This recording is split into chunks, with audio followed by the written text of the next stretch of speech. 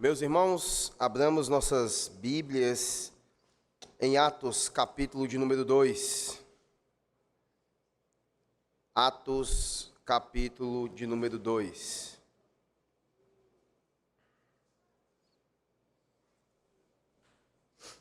Nós vamos fazer a leitura do versículo 1 ao 41. Domingo passado nós expomos do 1 ao 4, na qual nós falamos da descida do Espírito Santo, ali naquele momento histórico, em que a igreja foi cheia do seu poder e capacitada a pregar e, de forma apologética, a agir durante toda a história a partir daquele momento. Sendo que, hoje pela manhã, nós fomos chamados a atenção a questão do culto, do congregar. E o nosso Senhor Jesus, aqui no capítulo 1, ele chama a atenção à igreja a praticar algo até que foi lido hoje. O povo de Deus reunido em busca do Senhor em oração. E aqui, logo no início da igreja, o Senhor Jesus, apesar de ter passado 40 dias ensinando acerca do reino, sendo que durante todo o seu ministério também ele fez o mesmo, aqui, nesse momento, ele, além disso, pediu que eles não se retirassem daquele lugar e permanecessem ali, até que viesse o Espírito Santo vindo do Pai. E aí, em acontecendo isso, nós vamos fazer a leitura aqui desse capítulo 2, do 1 ao 41, os irmãos acompanham em suas Bíblias. A palavra de Deus afirma: Ao cumprir-se o dia de Pentecostes, estavam todos reunidos no mesmo lugar. De repente, veio do céu um som, como de um vento impetuoso, e encheu toda a casa onde estavam assentados. E apareceram distribuídas entre eles línguas, como de fogo, e pousou uma sobre cada um deles. Todos ficaram cheios do Espírito Santo e passaram a falar em outras línguas, segundo o Espírito lhe concedia que falasse. Ora, estavam habitando em Jerusalém judeus, homens piedosos, vindos de todas as nações debaixo do céu. Quando, pois, se fez ouvir aquela voz, afluiu a multidão, que se possuiu de perplexidade, porquanto cada um os ouvia falar na sua própria língua. Estavam, pois, atônitos, e se admiravam, dizendo: Vede, não são porventura galileus todos esses que aí estão falando? E como os ouvimos falar cada um em nossa própria língua materna? Somos partos, medos, elemitas e naturais da Mesopotâmia, Judeia, Capadócia, Ponto e Ásia, da Frígia, da Panfilha, do Egito e das regiões da Líbia, nas imediações de Cirene, e romanos que aqui residem, tanto judeus como prosélitos, cretenses e arábios, como os ouvimos falar em nas próprias línguas as grandezas de Deus. Todos atônitos e perplexos interpelavam uns aos outros. O que quer dizer isso? Outros, porém, zombando diziam, estão embriagados. Então se levantou Pedro com os 11 e, erguendo a voz, advertiu-os nestes termos: Varões judeus e todos os habitantes de Jerusalém, tomai conhecimento disto e atentai nas minhas palavras. Estes homens não estão embriagados, como vindes pensando, sendo esta a 3ª hora do dia. Mas o que ocorre é que o que foi dito por intermédio do profeta Joel: E acontecerá nos últimos dias, diz o Senhor, que derramarei o meu Espírito sobre toda a carne. Vossos filhos e vossas filhas profetizarão, vossos jovens terão visões e sonharão vossos velhos. Até sobre os meus servos e sobre as minhas servas derramarei o meu Espírito naqueles dias e profetizarão. Mostrarei prodígios em cima no céu e sinais embaixo na terra, sangue, fogo e vapor de fumaça. O sol se converterá em trevas e a lua em sangue, antes que venha o grande e glorioso dia do Senhor. E acontecerá que todo aquele que invocar o nome do Senhor será salvo. Varões israelitas, atendei a estas palavras. Jesus o Nazareno, varão aprovado por Deus diante de vós, com milagres, prodígios e sinais, os quais o próprio Deus realizou por intermédio dele entre vós, como vós mesmos sabeis, sendo este entregue pelo determinado desígnio e presciência de Deus, vós o matastes, crucificando-o por mãos de iníquos, ao qual, porém, Deus ressuscitou, rompendo os grilhões da morte, porquanto não era possível fosse ele retido por ela. Porque a respeito dele diz Davi: diante de mim via sempre o Senhor, porque está à minha direita, para que eu não seja abalado. Por isso se alegrou o meu coração e a minha língua exultou. Além disto, também a minha própria carne repousará em esperança. Porque não deixarás a minha alma na morte, nem permitirás que o teu santo veja corrupção. Fizeste-me conhecer os caminhos da vida. Encher-me-ás de alegria na tua presença. Irmãos, seja-me permitido dizer-vos claramente a respeito do patriarca Davi, que ele morreu e foi sepultado, e o seu túmulo permanece entre nós até hoje. Sendo, pois, profeta e sabendo que Deus lhe havia jurado que um dos seus descendentes se assentaria no seu trono, prevendo isto, referiu-se à ressurreição de Cristo, que nem foi deixado na morte, nem o seu corpo experimentou corrupção. A este Jesus Deus ressuscitou, do que todos nós somos testemunhas. Exaltado, pois, à destra de Deus, tendo recebido do Pai a promessa do Espírito Santo, derramou isto que vedes e ouvisse.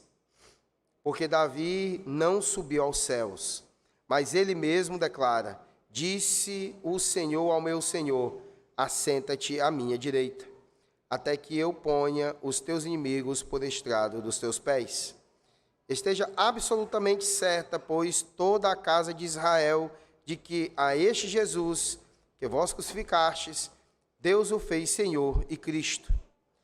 Ouvindo eles estas coisas, compungiram-se o coração e perguntaram a Pedro e aos demais apóstolos: que faremos, irmãos? Respondeu-lhe Pedro: arrependei-vos, e cada um de vós seja batizado em nome de Jesus Cristo para a remissão de vossos pecados, e recebereis o dom do Espírito Santo. Pois para vós outros é a promessa, para vossos filhos e para todos os que ainda estão longe, isto é, para quantos o Senhor nosso Deus chamar. Com muitas outras palavras, deu testemunho e exortava-os, dizendo: salvai-vos desta geração perversa. Então, os que lhe aceitaram a palavra foram batizados, havendo um acréscimo naquele dia de quase 3.000 pessoas. Deus, ó Pai, nos instrui, nos conduz e nos faz entender a Tua palavra. Sê com Teu servo, ó Pai, que falará, mas é Tu, ó Pai, que conduzirá o pensamento de cada um a compreender a palavra. Poder, ó Pai, não existe por si naquele que fala aqui, nesse momento, mas o Teu Espírito, ó Pai, é que faz todo o agir, ó Pai amado, e mover nesse lugar. Nós cremos, ó Pai amado, no agir do Teu Espírito, que é o mesmo, ó Pai, de sempre, com um poder inigualável, ó Pai amado, e que vai no mais profundo do nosso ser, Senhor, e consegue, somente Tu, ó Deus Trino, transformar o homem, guiar o homem e fazer com que ele faça a Tua vontade.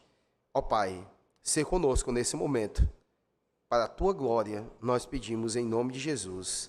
Amém. Aqui diante de nós, antes da pregação maravilhosa do apóstolo Pedro, nós temos esse fenômeno das línguas. Então, esse derramamento do Espírito Santo, ele produziu aqui esse fenômeno de línguas.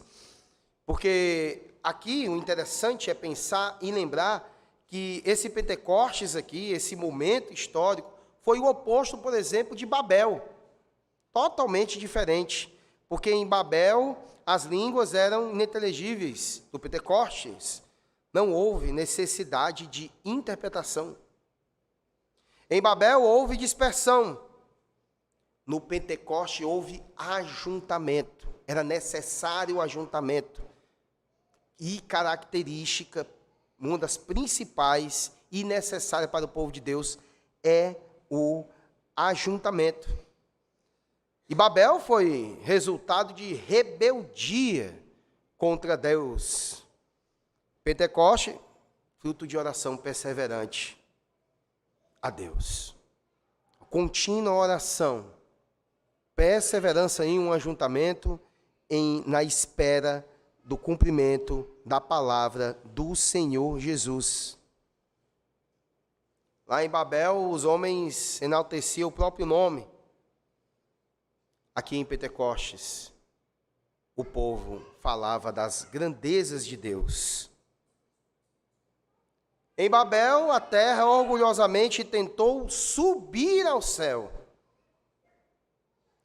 enquanto em Jerusalém, o céu humildemente desceu à terra.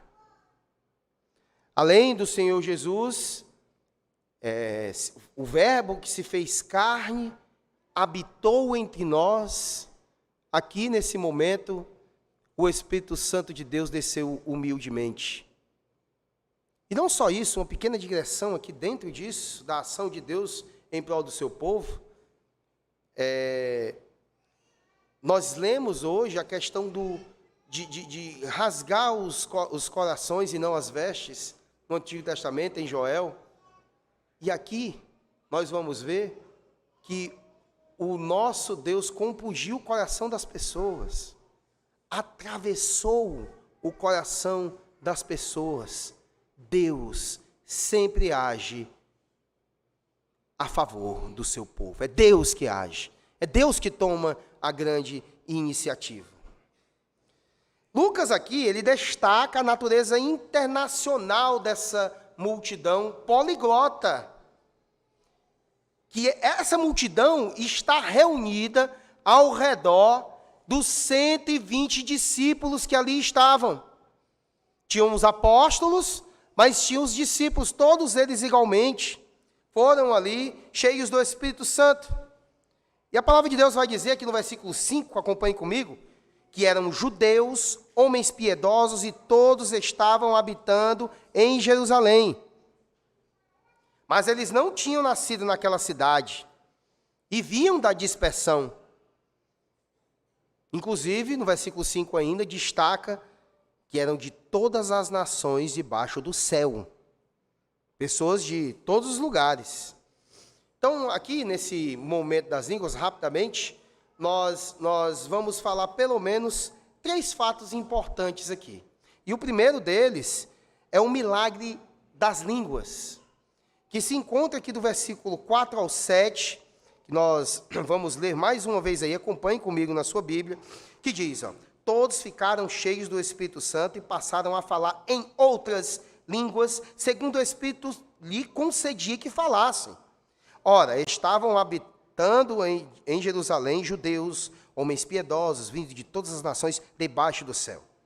Quando, pois, se fez ouvir aquela voz, afluiu a multidão que se possuiu de perplexidade, porquanto cada um os ouvia falar em sua própria língua. Estavam, pois, atônitos e se admiravam, dizendo, vede, não são porventura galileus todos esses que aí estão falando? No Pentecoste, Deus rompeu a barreira das línguas.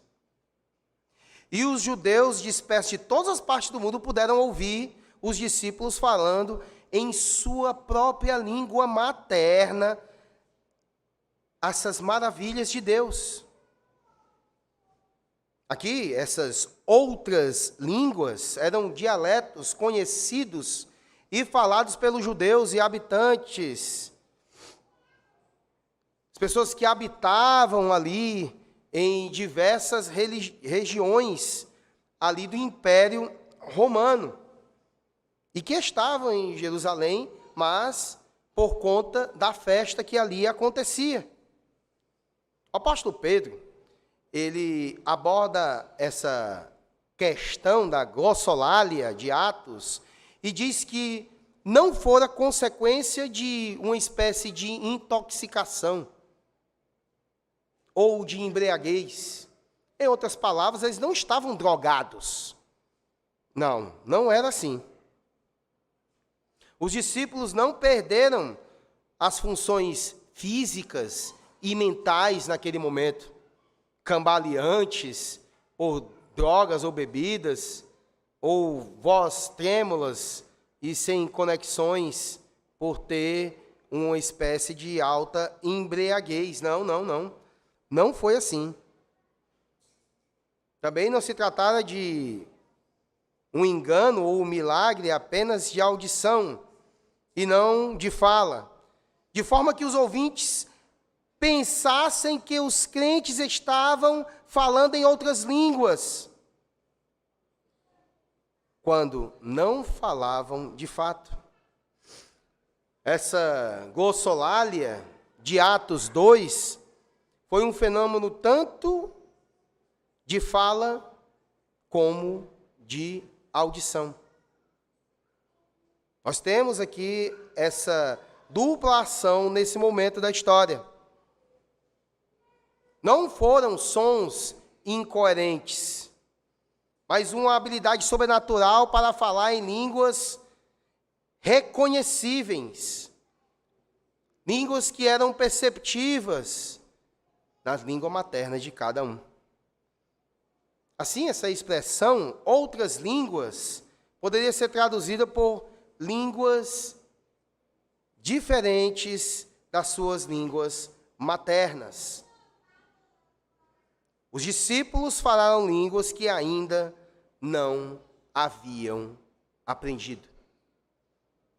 Sem curso, sem IASD, ou seja intensivo, ou não houve curso para isso naquele momento histórico. Então temos aqui o termo grego traduzido por língua, aqui no capítulo 2, versículo de número 6 e 8, aqui é dialectos. Então ela refere-se à linguagem ou dialeto de um país ou região.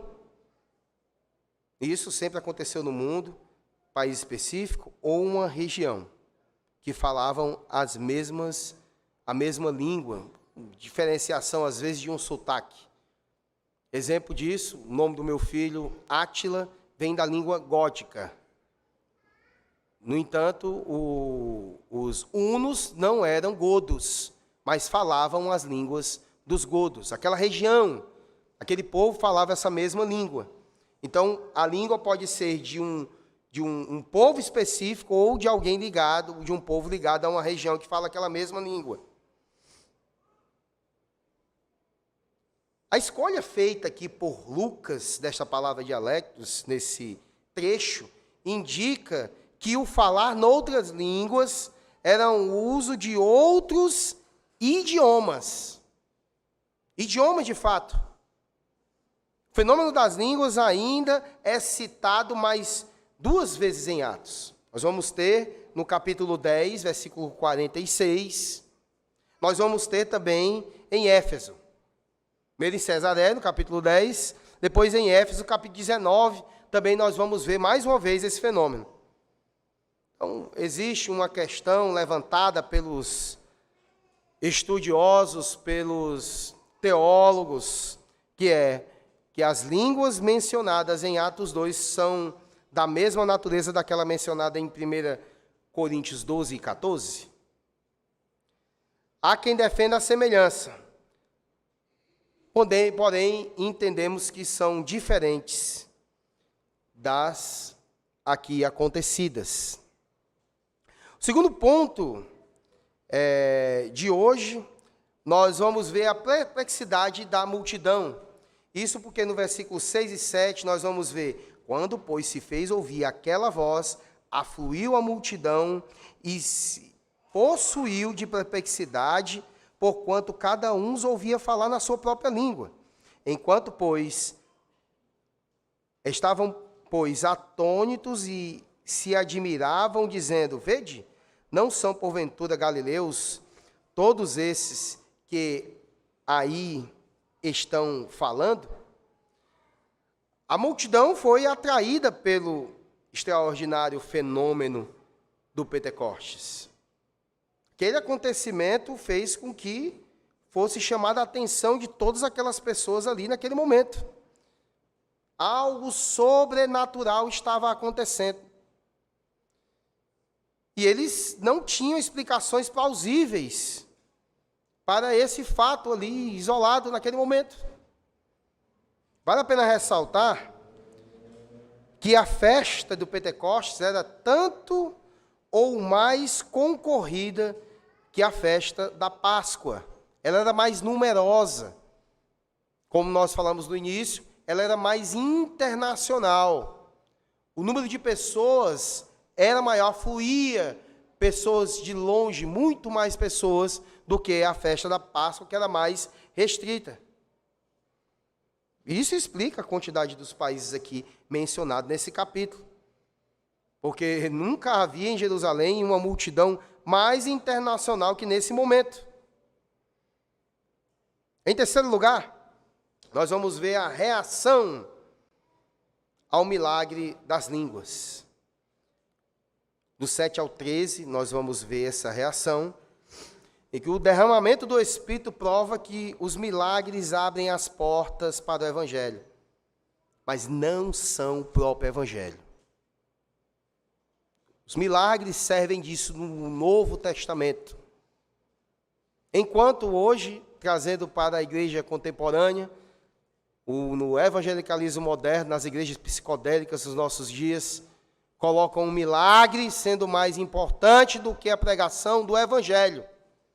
Aquele espetáculo que se mostra muitas vezes em igrejas que se dizem evangélicas ser mais importante do que a pregação do Evangelho e a pregação coerente, de acordo com as Escrituras, exposição da palavra.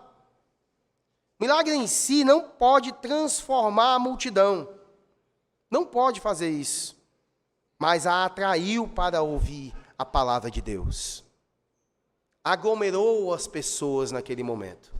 Note que até para quem ainda não é convertido, o nosso Deus faz questão de ajuntar as pessoas para ouvir. Em todo o ministério de Jesus, aconteciam coisas maravilhosas, as pessoas eram atraídas, a multidão se aglomerava em um local, e aí ele pregava a palavra. Quer seja para agradar ou não. Esse negócio com Jesus, não. Prova disso é o milagre da multiplicação de pães e peixes. Foram todos em barquinhos atrás de Jesus. Ele tem pão, ele tem comida, vamos atrás dele. Chegou no outro lado, Jesus começou a pregar.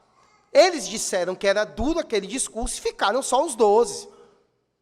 E ainda Pedro quis, falar uma coisinha maravilhosa ali. Jesus, eu nos escolhi número de 12. Contudo, de vós é o diabo. Já tem isso. Tinha 12, escolhido por Deus, determinado por Deus, e um deles ainda estava determinado. Era o filho da perdição. Deus aglomera até mesmo o não convertido ainda para ouvir a palavra.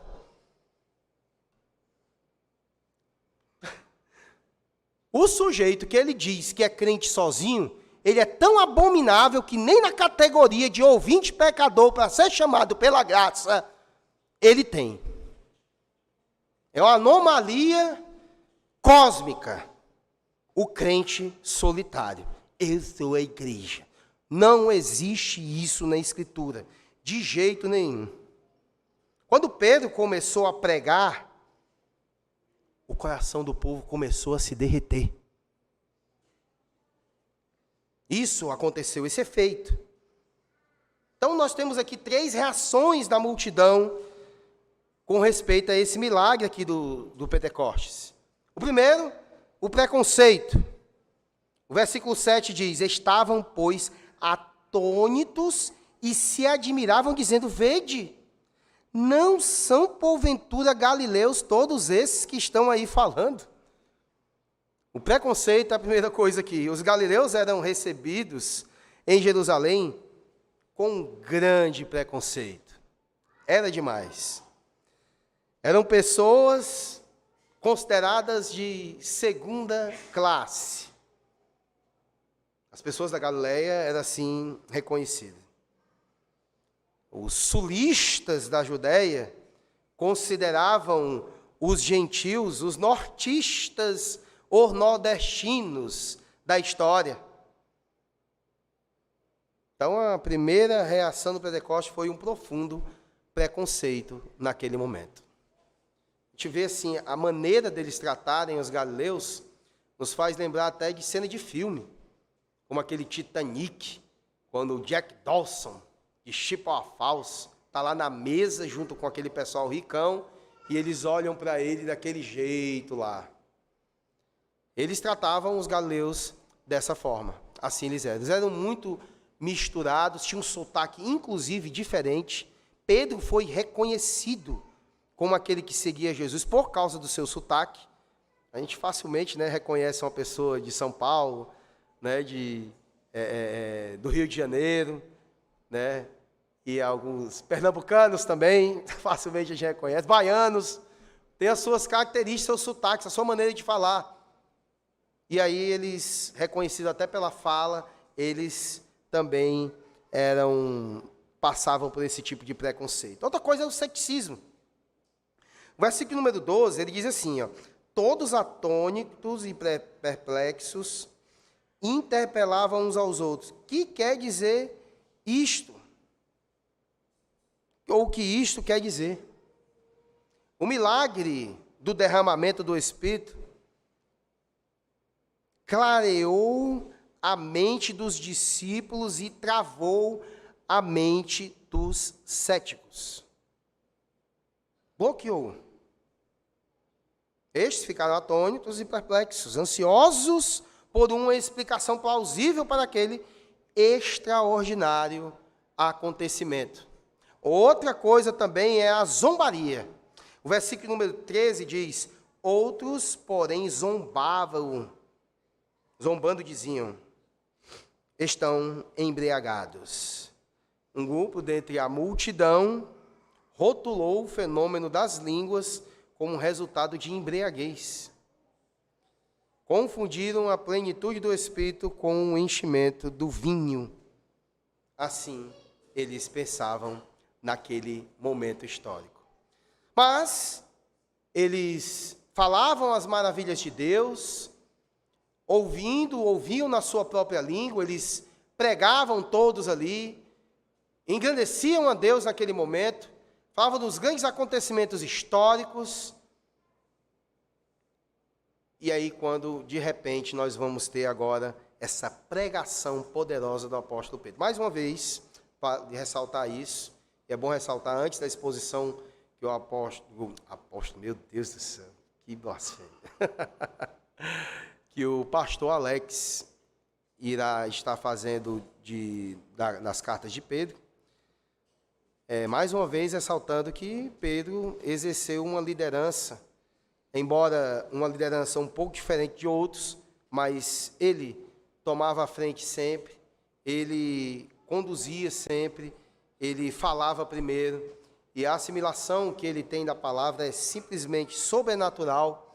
A primeira do sorteio que foi feito, da eleição de mais um apóstolo, no caso no lugar de Judas, e aqui, mais uma vez, fantasticamente, ele prega nesse momento. A primeira grande pregação, depois do grande milagre, foi do apóstolo Pedro nesse momento. E aí, do 14 ao 41, nós vamos ter essa pregação e o acontecimento dela. O milagre, ele pode até atrair a multidão, Só que o milagre ele não toca o coração. Ele não atravessa o coração. Ele não transforma o coração de pedra em coração de carne. Isso não pode ser feito pelo milagre. Milagre, ele abre as portas para o evangelho aqui, mas ele não é o evangelho. Pedro, ele se levantou para pregar uma mensagem extremamente bíblica. As palavras dele eram ventiladas de escritura em todo o momento. O aroma e o sabor da escritura estavam nas suas palavras. A primeira coisa que Pedro fez foi esclarecer que aquele fenômeno ali extraordinário não era resultado de embriaguez, mas o cumprimento da profecia. Versículo 28 ao 32, ele vai, lá do capítulo 2 de Joel, é o que ele vai ressaltar aqui, essa profecia, que para ele não tinha versículo e nem capítulo, mas ele, de decorado, ele expôs essa situação para eles. Os discípulos estavam dominados pelo Espírito, não pelo vinho. Nada de embriaguez aqui. Estavam cheios do Espírito Santo. A palavra grega, gleukos, foi usada para descrever o vinho doce. Provavelmente um vinho novo, ainda não envelhecido por tempo suficiente, e está tão fermentado assim. A pessoa bebia mesmo com gosto ali naquele momento. Esse termo foi usado aqui, nesse momento. O profeta havia profetizado que o Espírito Santo, o profeta Joel, seria derramado sobre toda a carne. E isso em termos qualitativos, não quantitativo. O derramamento do Espírito quebrava barreiras. E ele romperia o preconceito sexual, que no caso, filhos e filhas, etário, porque tinha aqui jovens e velhos, e social, porque tinham servos e servas, escravos e escravas aqui também. Esqueça esse negócio de ser negro e escravo. Eram servos, porque tinham seus senhores. A profecia de Joel teve um cumprimento no Pentecostes, mas ela aponta também para a parousia. O profeta identifica o derramamento do Espírito como um evento salvador. E acontecerá que todo aquele que invocar o nome do Senhor será salvo. Versículo 21, que está diante de nós. O padrão e os temas da mensagem pregada por Pedro tornaram-se comuns na igreja primitiva. Coisa comum de fato. Primeira coisa, a explanação dos eventos. A outra, o evangelho de Jesus Cristo, sua morte, ressurreição, exaltação. A outra coisa, uma exortação para o arrependimento e o batismo, como nós temos do 37 ao 40 aí.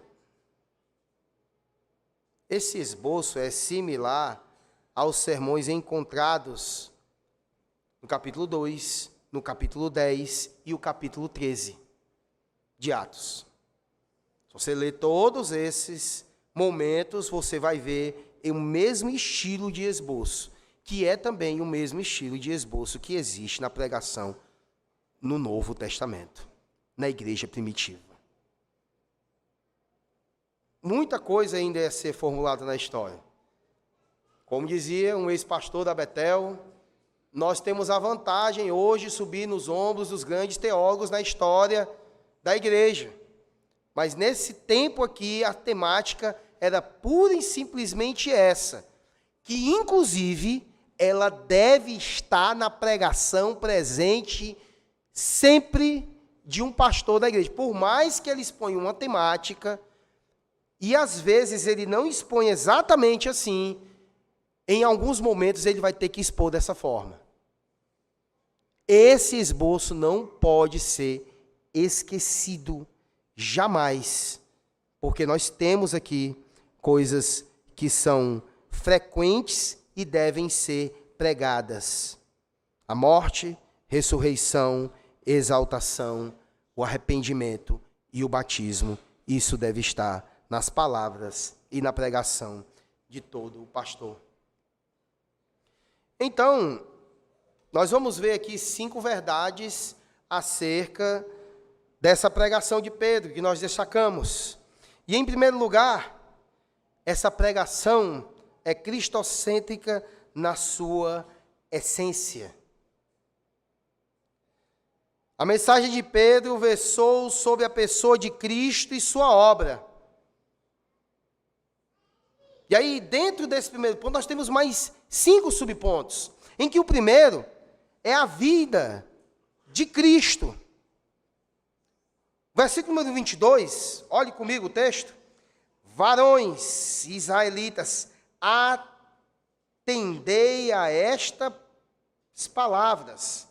Jesus, o Nazareno, varão aprovado por Deus diante de vós, com milagres, prodígios e sinais, os quais o próprio Deus realizou por intermédio dele entre vós, como vós mesmos sabeis.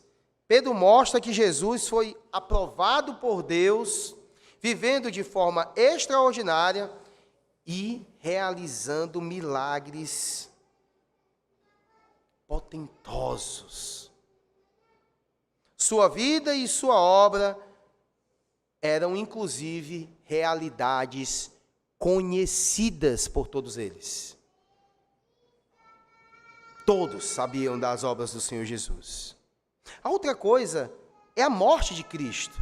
Porque no 23 ele vai dizer: sendo este entregue pelo determinado desígnio e presciência de Deus, vós o matastes, crucificando por mãos de iníquos.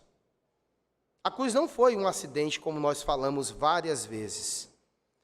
Só que era plano de Deus e determinação de Deus. E, portanto, não pode ser frustrado. Portanto, não pode ser impedido. Não foi e nem seria.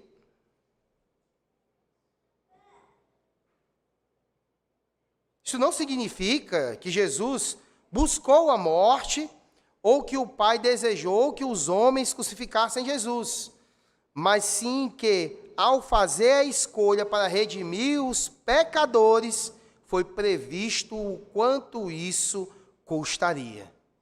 A cruz não foi uma derrota para Jesus, mas só que foi a sua exaltação.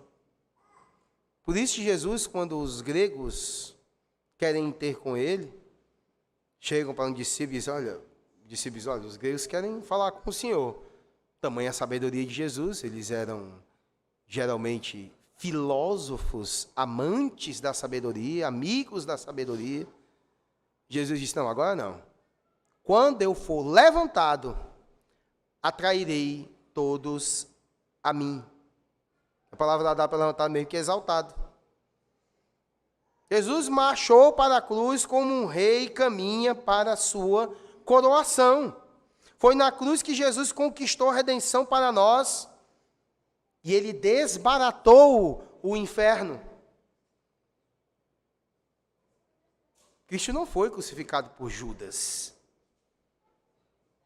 E os soldados pregaram ali. Foi crucificado porque Deus o entregou por amor de nós. Ele foi crucificado porque se ofereceu voluntariamente como sacrifício pelos nossos pecados. E foi na cruz que Deus provou da forma mais eloquente seu amor por nós e seu repúdio pelo pecado. A cruz de Cristo, a paz e a justiça se encontraram naquele momento da história. Outra coisa é a ressurreição de Cristo. Do versículo 24 ao 32, nós vamos ver Pedro expor isso. Que ele diz, olha, no qual, porém, Deus o ressuscitou, rompendo os grilhões da morte, porquanto não era possível fosse ele retido por ela. Porque Davi, a respeito dele, diz, diante de mim, via sempre o Senhor, porque está à minha direita, para que eu não seja abalado. Por isso, se alegrou o meu coração e a minha língua exultou. Além disto, também a minha própria carne repousará em esperança. Porque não deixarás a minha alma na morte, nem permitirás que o teu santo veja corrupção. Fizeste-me conhecer os caminhos da vida, gemiás de alegria na tua presença. Irmãos, seja-me permitido dizer-vos claramente a respeito do patriarca Davi, que ele morreu e foi sepultado, e o seu túmulo permanece entre nós até hoje. Sendo, pois, profeta e sabendo que Deus havia jurado que um dos seus descendentes se assentaria no seu trono, prevendo isto, referiu-se à ressurreição de Cristo, que nem foi deixado na morte, nem o seu corpo experimentou corrupção. A este Jesus, Deus ressuscitou, do que todos nós somos testemunha. Nós não adoramos um Cristo morto, um Jesus vitorioso, que triunfou sobre a morte, derrotou o pecado e desfez as obras do diabo. Ele cumpriu a lei, satisfez a justiça de Deus e nos deu eterna redenção. Pedro cita aqui a profecia de Davi para evidenciar a realidade da ressurreição de Jesus. Pedro confirma a ressurreição de Cristo, fundamentada no Salmo 16, do 8 ao 11. Pedro prega expondo a Escritura em todos os momentos aqui, não é apenas Joel. Ele utiliza o Salmo. Ele utiliza o saltério aqui.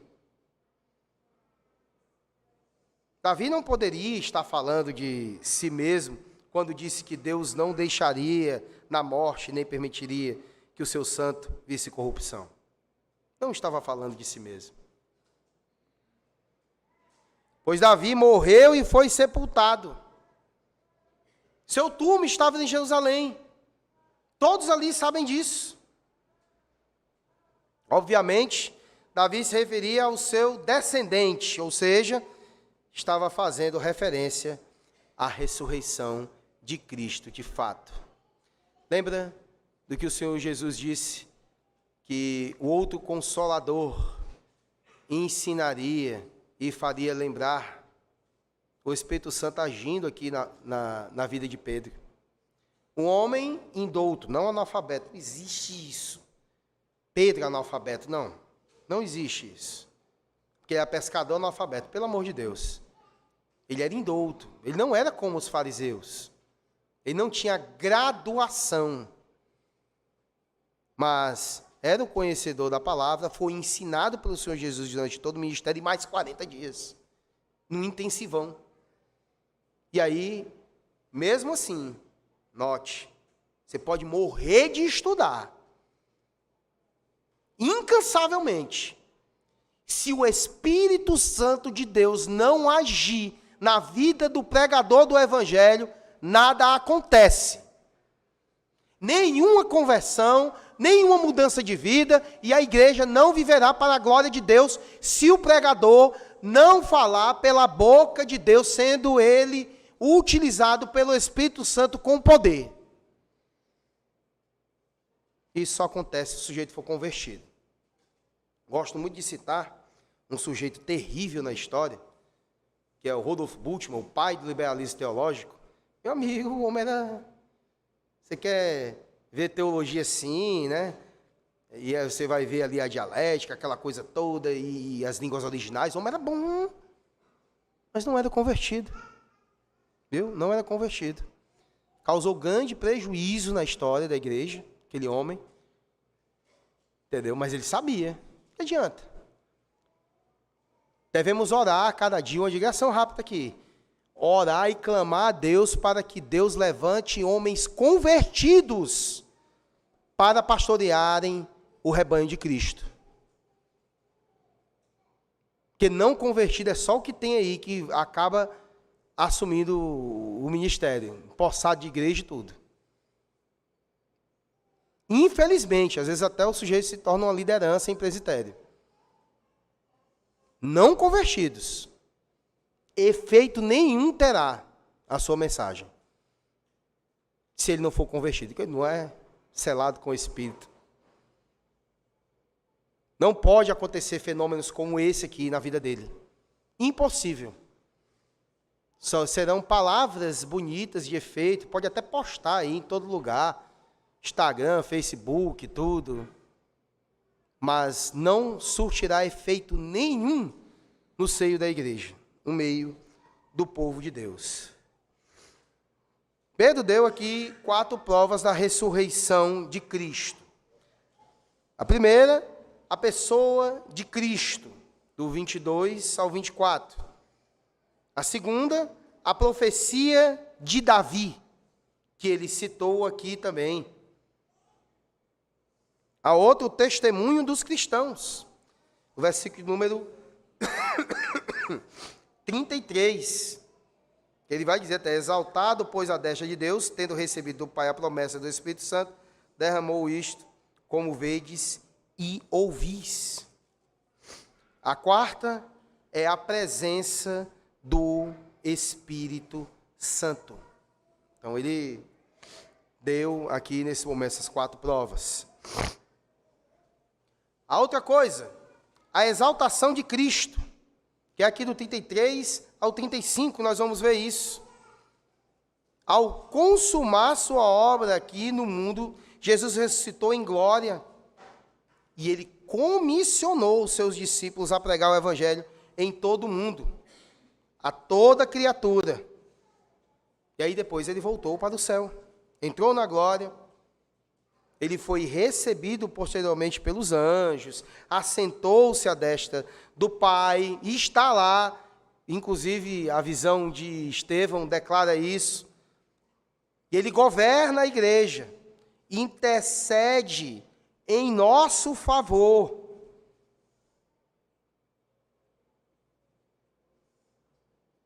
O Senhor Jesus faz isso. Jesus reina. Está no trono do universo e ele voltará gloriosamente. Capítulo 4 de Apocalipse fala desse alto e sublime trono também, que nós vamos ler no Apocalipse número 4. A outra coisa, o senhorio de Cristo. Seria o 5º ponto aqui da pregação de Pedro. Jesus é o Senhor do universo, da história e da igreja. Em primeiro lugar, da igreja, o cabeça, né? Diante dele todo o joelho deve se dobrar, nos céus, na terra, debaixo da terra. Ele reina sobre todas as coisas. E tudo está debaixo dos seus pés. O Espírito Santo veio para exaltar Jesus.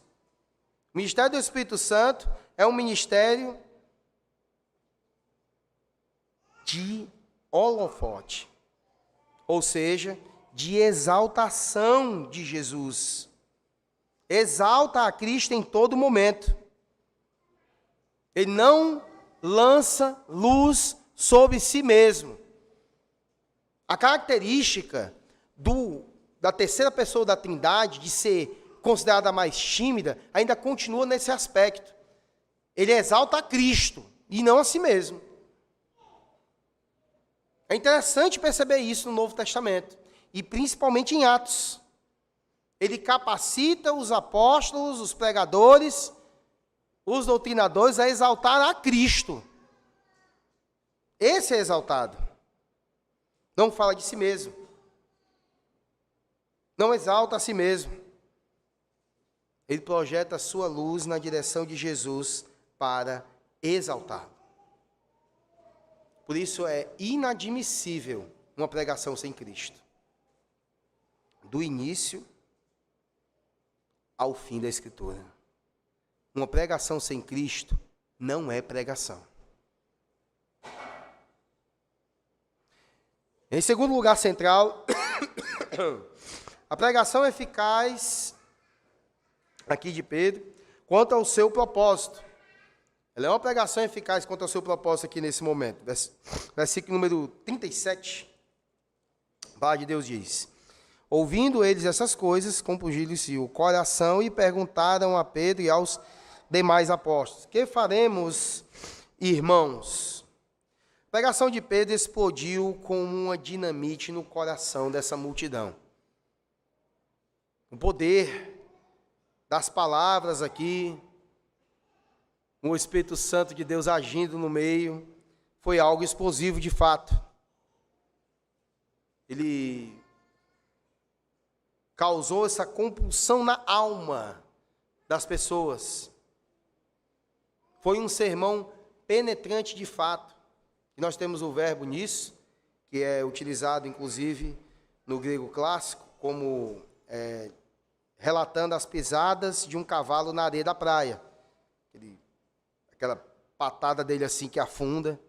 É usado também para descrever uma lança de um guerreiro no coração de um inimigo a atravessar, a flecha, uma flechada, ou coisas perfurantes assim, atravessantes de fato. Então o sermão foi penetrante de fato aqui. Esse termo aqui significa ferir. Uma forte ferroada.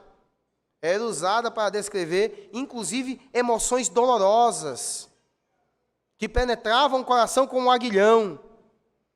Por isso esse desespero, por isso tudo isso. Que faremos, irmãos? Já chamou de irmãos.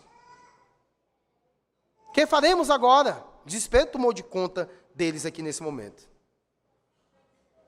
Porque Pedro aqui, tem que lembrar-se de uma característica aqui de Pedro.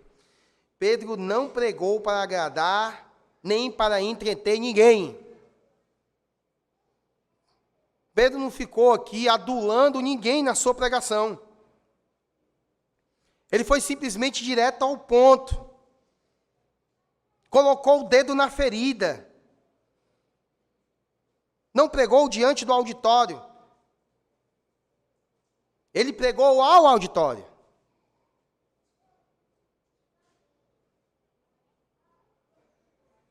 Pedro, ele falou aqui ao povo que, embora a cruz tivesse sido planejada por Deus desde a eternidade, eles eram responsáveis pela morte de Cristo.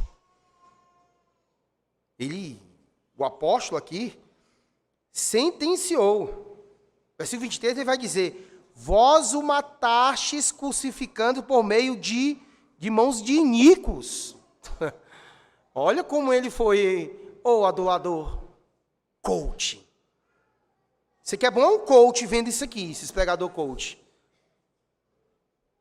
Como Pedro foi aqui nessa pregação. A pregação ela precisa ser direta, precisa ser confrontadora. Não tem jeito.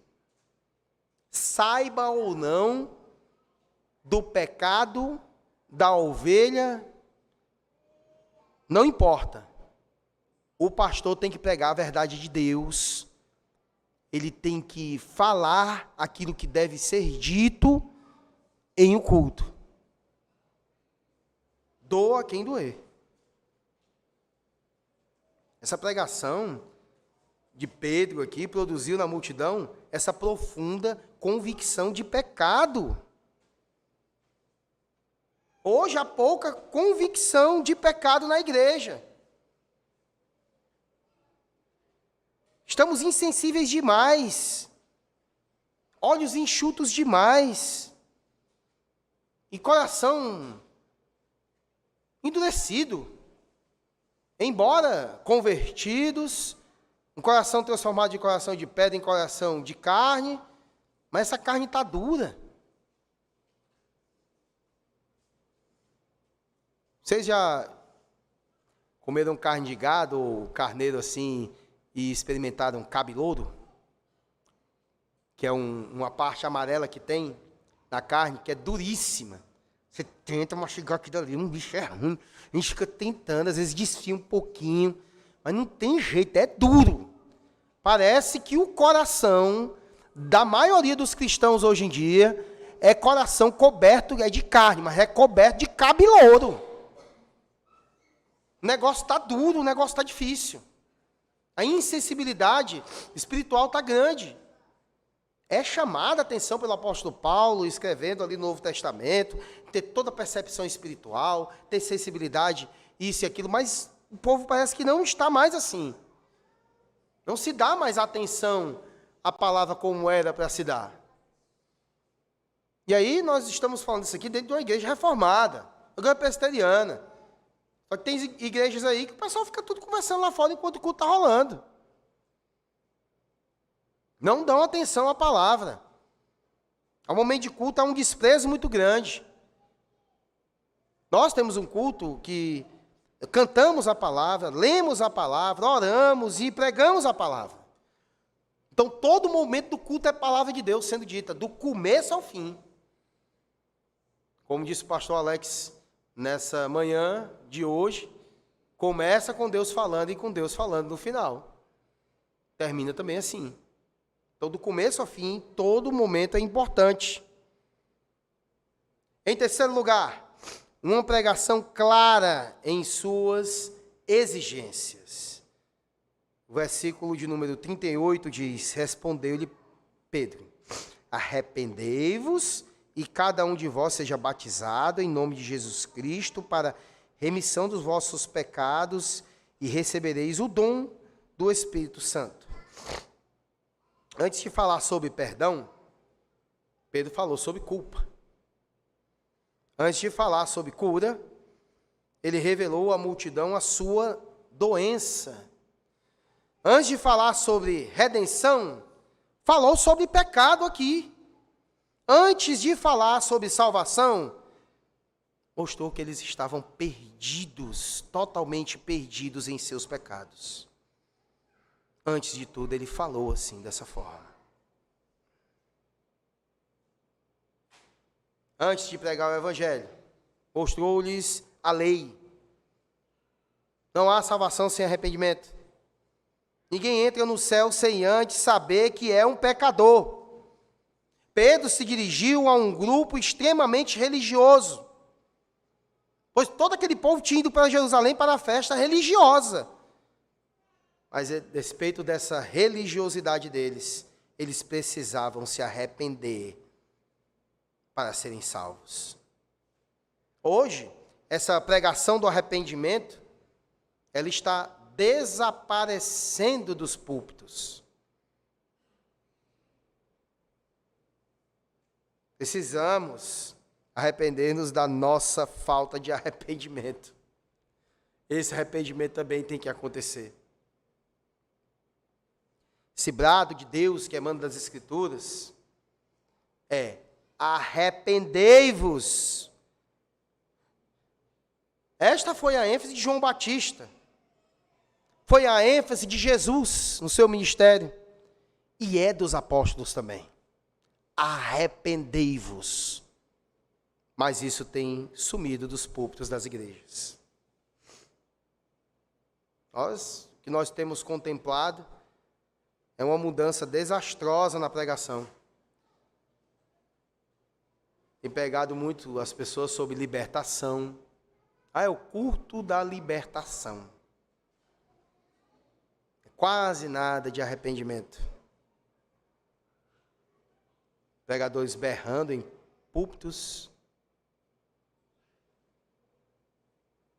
falando de encosto, entrevistando demônios, dizendo: pare de sofrer, quando Jesus não disse isso. No mundo tereis aflições. Esteja de bom ânimo. Eu venci o mundo. Em quarto lugar, uma pregação específica quanto a promessa. Do 38 ao 40, a palavra de Deus vai dizer: arrependei-vos e cada um de vós seja batizado em nome de Jesus Cristo para a remissão de vossos pecados e receber o dom do Espírito Santo. Pois para vós outros é a promessa, para vossos filhos e para todos os que ainda estão longe, isto é, para quantos o Senhor nosso Deus chamar. Com muitas outras palavras, deu testemunho e exortava-os, dizendo: salvai-vos dessa geração perversa. Duas promessas são feitas ao arrependido aqui. Uma relacionada ao passado e a outra ao futuro. A remissão de pecados e o dom do Espírito Santo. Depois que somos salvos, então podemos ser cheios do Espírito. Primeiro, o povo volta para Deus de todo o coração, com choro, jejum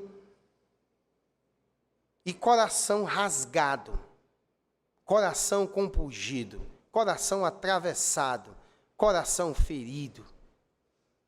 Como foi de Lídia, né? Ainda em Atos dos Apóstolos, quando relata, o Espírito Santo de Deus feriu o coração dela. Depois o Espírito Santo de Deus é derramado.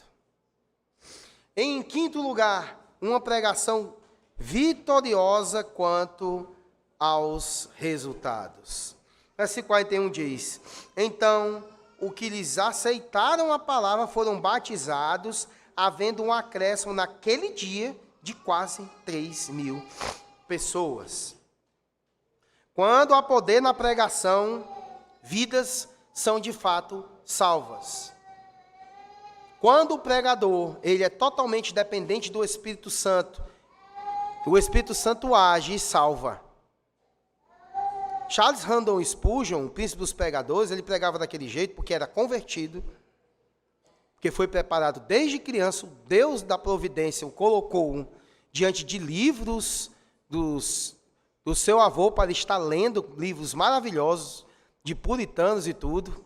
Que coisa boa. Isso aqui é uma pequena digressão.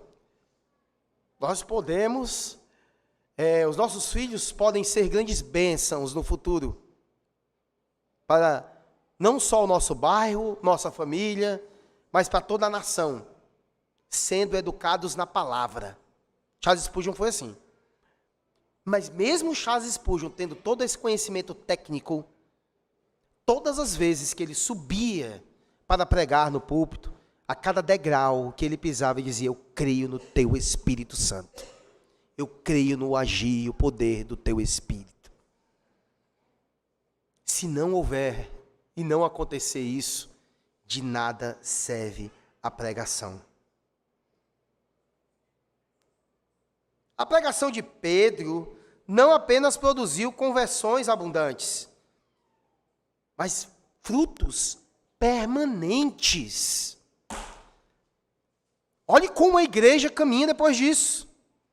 Eles não somente nasceram na graça de Jesus, mas também nela cresceram.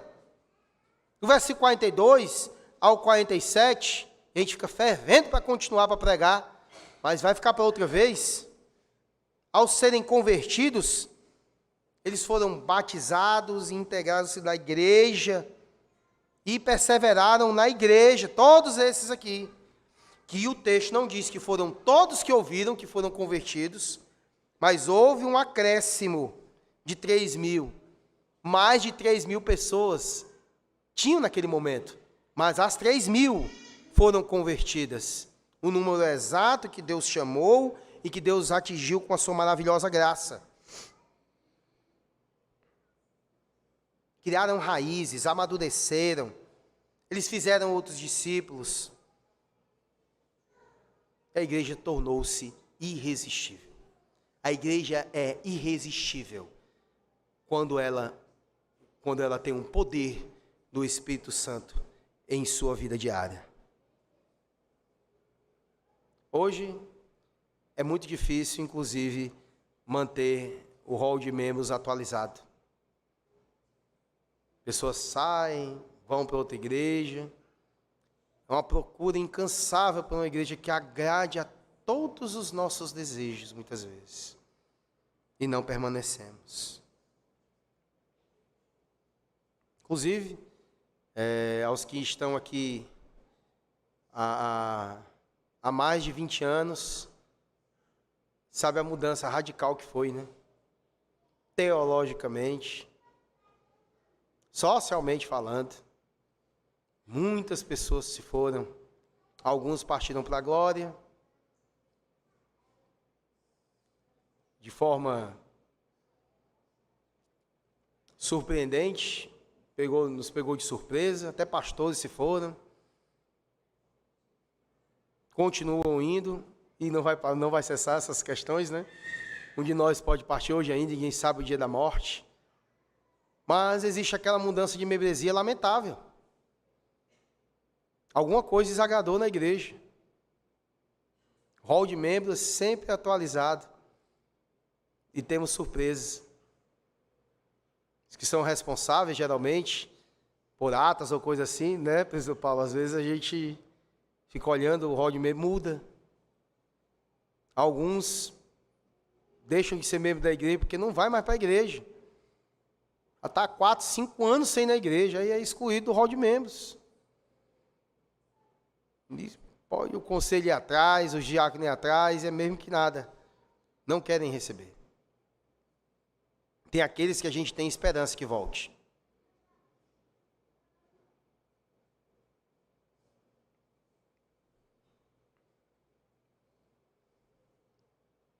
As pessoas entram pela porta da igreja e saem na primeira crise. A busca, a fuga pela porta dos fundos. Beberiam em várias fontes, buscam alimento em diversos pastos, colocam-se sob o cajado de diversos pastores. Realmente, muitas vezes, se tornam ovelhas errantes, sem redil, sem referência, sem raízes. E ao concluir aqui essa exposição sobre o sermão de Pedro, eu vou usar o destaque de John Stott, grande homem de Deus na história, embora eu não concorde com o ponto que ele cria. Mas Pedro enfocou a pessoa de Cristo, contando sua história em 6 estágios. A primeira, ele era um homem, mas sua divindade era reconhecida pelos seus milagres. Segunda, ele foi morto por mãos iníquas, mas segundo o propósito de Deus.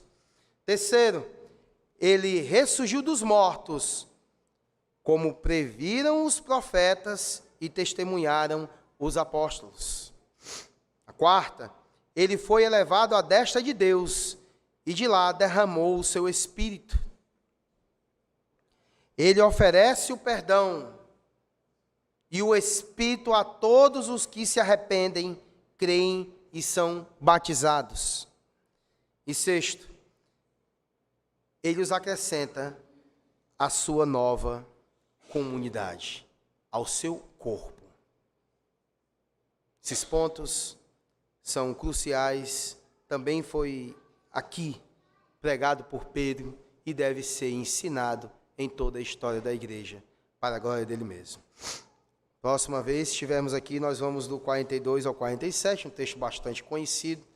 Então, vamos tentar estudar mais, para não ser aquele batido e rebatido de sempre, por ser tão conhecido o texto.